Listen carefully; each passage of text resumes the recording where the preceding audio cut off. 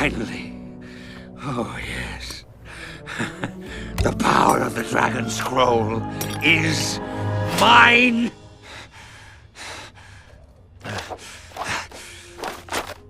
It's nothing! It's okay. I didn't get it the first time either. What?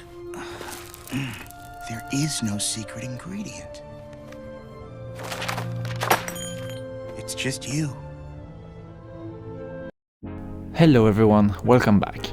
Today I'll be sharing with you guys a mix of 16 universal tips and tricks to improve your gameplay that I use or used on a daily basis in the game. So far they have proven to be pretty effective. I mean, I'm definitely not the best War Thunder player, but I don't think I'm the worst either. I'll put timestamps in the description for you to freely move between each of them. Keep in mind that everything is based on my personal experience with the game. Now, let's get into it.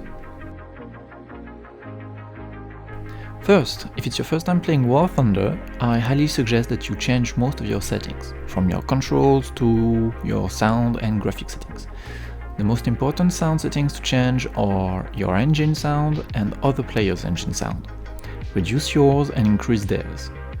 For the controls mapping, I will share my configuration, but since I play on console, I'm sorry for PC players.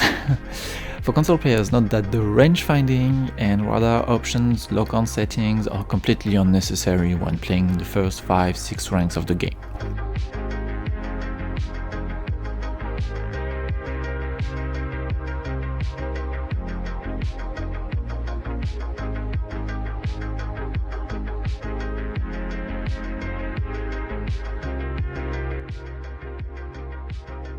For new players, select a beginner-friendly country and stick to it as long as possible. I personally recommend the USA, Russia or Germany. They have in their research tree a good mix of everything that exists in the game, from vehicle playstyle to all kinds of ammunition to test out. And most of their vehicles are pretty good in general. Avoid the UK, Italy, China, France, Sweden and Israel, for they are a bit more technical, let's say. A good way to become better at the game is to diversify your lineup. Even without buying garage slots with Golden Eagles, you can create a very diversified lineup, allowing you to bring up to 5 different vehicles into battle. That way you can adapt to the type of map that you'll encounter. Try to reserve at least one slot for planes or for a bomber, just in case. Also, make use of the preset function to quickly jump between your favorite lineups. Finally, between your lineups, try to match the position of the vehicle types. It will become very handy, but you'll see later.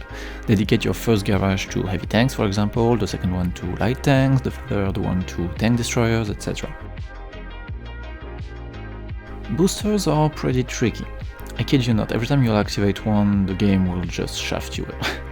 But personally, I think the best boosters are the +10 and +15% on RP and Silver Lions. Some of them are valid for up to 20 battles, which is way better than activating a 500% booster only to be killed in the first 5 minutes of the game. However, if you end up having a 300% or 500% booster, I suggest you use them in air realistic battle. I tend to use them there because I use bombers and I just bomb bases. It's a safe way to use them, but not really optimal. You can also try to obtain a God Mode medal with those boosters if you feel like it. When you acquire a new vehicle that you will play for the first time, check the wiki. You don't need all the detailed statistics that the wiki will provide you, try only checking the pros and cons tab near the end of the page. This will give you a rough idea on how to play your vehicle. Sometimes above this section you also have tips on how to play your vehicle when stock, which is also very useful.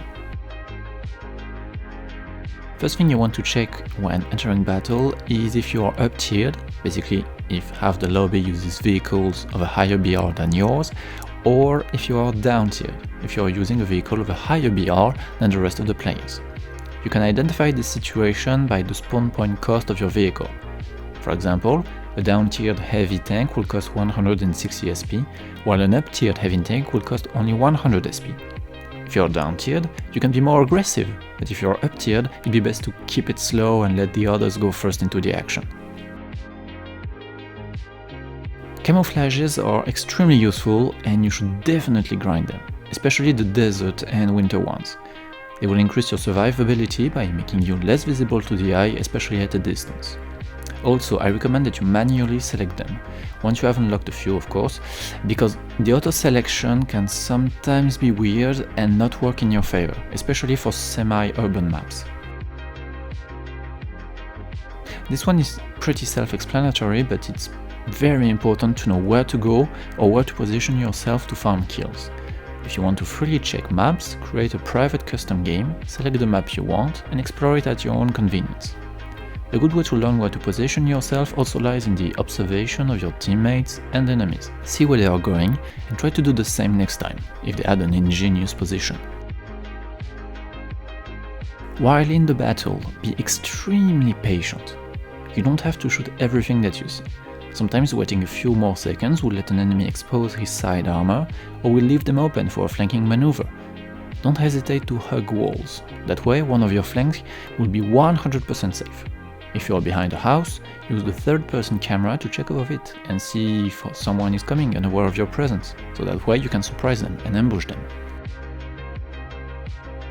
Your binoculars are your best tool to spot opponents. I think during a battle I spend 50% of my time in binocular view, 25% in aiming view and 25% in third-person view. Use them as much as you can, especially if you are behind cover, to watch over it. Angling is a mechanic that you'll have to learn as fast as possible. Most of the vehicles of this game increase in survivability once angled, because you will bounce shots a lot more. Checking a real guide dedicated to angling would be a good idea too. That may be obvious, but play your role. Not every tank works well as a sniper, as a brawler, as a skirmisher, etc. If you are a light tank, use your scouting ability as much as you can to spot enemies for your team. If you're a sniper, stay at long range and give supporting fire to your teammates pushing, and so on and so forth. Remember that information and communications are key to victory. The kill cam, despite being an annoying tool revealing your position, is very handy if you want to learn more about the vehicle's weak spots. It's also a very good tool to learn new places on a map. The X-ray camera is also convenient to look at once you fire at someone. Check what components you damaged, and for example where is located the ammo on your enemy to adjust your next shot and ammo rack them. With the RP you gain from your battle, you'll have to unlock modules. Be strategic when unlocking them. Focus primarily on parts, FPE, engine and better ammunition. If you play the UK, and maybe for the USA as well because it was changed recently but I'm not sure about this one, I suggest you disregard the parts and immediately go for a better ammunition type. It will help you immensely, trust me. Maybe all the RP you gained will unlock the vehicle you were researching. However, keep in mind that if you're low on cash, you have no obligation to purchase this new vehicle.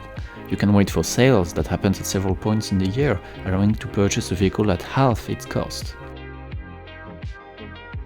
Distributing crew XP is a key element, often disregarded, but leveling up the right crew skills can give you an unfair advantage over your opponent. If you followed my advice on the preset lineup, normally, let's take an example, your 2.7 heavy tank crew should be the same as your 7.7 heavy tank crew. That way, the skills you have leveled up, more suited to heavies, will be the same whether you play at 2.7 or 7.7. For example, that's what I like to level up first per vehicle type. For heavy tanks, I go for targeting, vitality, repair speed and reload speed. For medium tanks, targeting, driving and reload speed. For light tanks, driving, reload speed and targeting. For tank destroyers, reload speed and targeting. And finally for SPAA, only targeting. That's all for the universal tips I could think of. If you have a very specific question, let me know and I'll try to answer you as best as I can. Of course, don't hesitate to share your own helpful tips in the comments as well. As always, thank you for watching and stay tuned for more.